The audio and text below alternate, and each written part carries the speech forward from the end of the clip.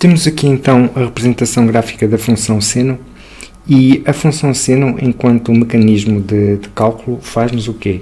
Nós fornecemos em x um valor de ângulo e a função seno calcula-nos o seno desse ângulo. O valor que ela devolve, o seu y, é o seno do ângulo. Na figura que aqui está, nós fornecemos um dado ângulo, os ângulos são marcados no eixo do x, e a função seno calcula-nos o valor do seno desse ângulo. Em muitas aplicações é importante nós usarmos aquilo que se chama a função inversa do seno, que é uma função em que nós fornecemos um valor de seno e a função calcula-nos o ângulo que tem por seno o valor fornecido. Portanto, é uma função que faz o contrário desta aqui. É uma função que na tua calculadora está numa tecla seno menos 1. E então o que é que ela faz? Ela recebe valores de seno e calcula ângulos, os ângulos correspondentes a estes valores de seno. Qual é o problema em nós construirmos a função inversa a partir deste gráfico? O problema é fácil de entender, é que se nós tivermos um valor de seno, por exemplo este aqui, qual é o ângulo cujo seno é este? Bem, pode ser este ângulo que aqui está, este, aqui neste ponto, mas também pode ser este ângulo aqui neste ponto, ou pode ser qualquer outro ângulo que a gente obtenha prolongando esta linha, porque a função seno ela é uma função periódica que se repete em que cada ciclo dela se repete indefinidamente para os dois lados do eixo do x.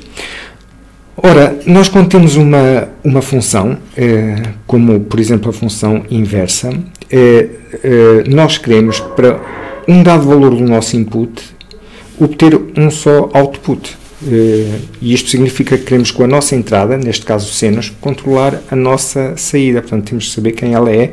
Não nos pode haver dúvida aqui para um dado seno qual é o valor de ângulo correspondente a esse seno.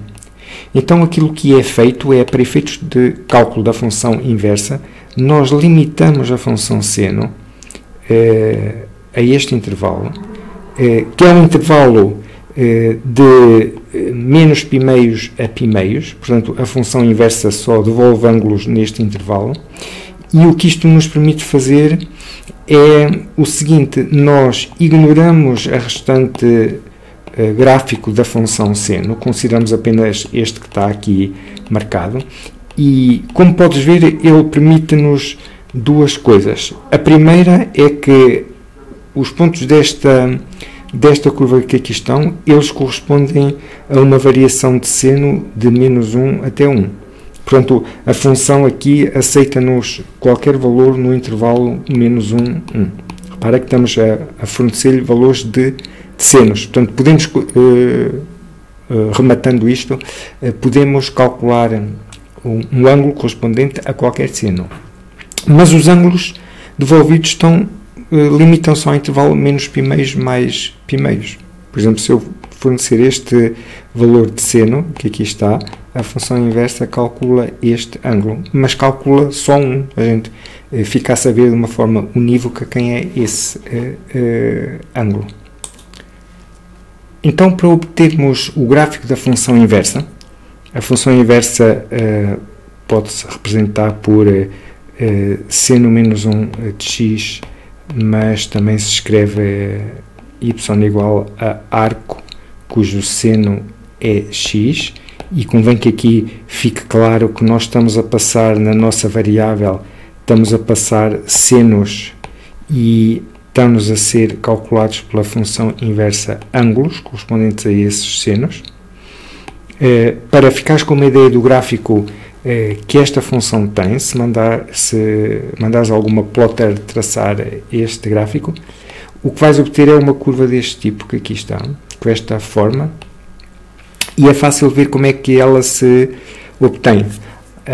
Ao passo que na função direta nós estamos, digamos assim, com os pés assentes no eixo do x e olhamos para o eixo dos y, ou seja, pegamos em valores de x e calculamos o seu, em valores de ângulo e calculamos o seu seno, e a curva que a pessoa que aqui está a ver é o gráfico do seno.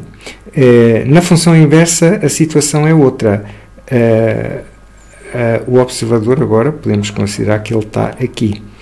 Portanto, ele recebe valores de seno e calcula valores de ângulo.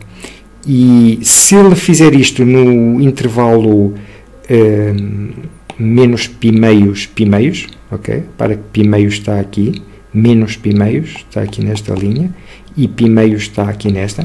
Se ele fizer este cálculo, olhar para o gráfico neste intervalo, repara que gráfico é que ele vê.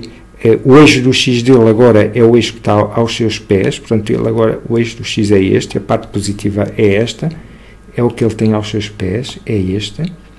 Ele vê que o gráfico está entre menos 1 e 1, que são os valores de seno possíveis. Repara que aqui o gráfico, no que diz respeito ao eixo horizontal, também está contido aqui nesta faixa de menos 1 até 1.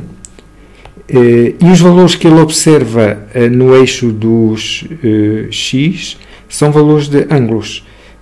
E o que ele vê é que esses valores estão contidos entre mais π meios, que é o valor do ângulo aqui, e menos π meios, que é o valor deste. E repara que esta variação é na direção da altura dele. Portanto, na direção da altura de um observador que esteja aqui, deste lado, ok? Ele vê a curva partir do zero e aproximar-se da cabeça dele, que é o que esta curva aqui faz. Repara que é o mesmo que esta aqui faz, ela aproxima-se da cabeça dele, e no sentido contrário ele vê a parte do gráfico que fica para este lado, abaixo do eixo do x dele, que é uma bocado de curva que tem esta forma.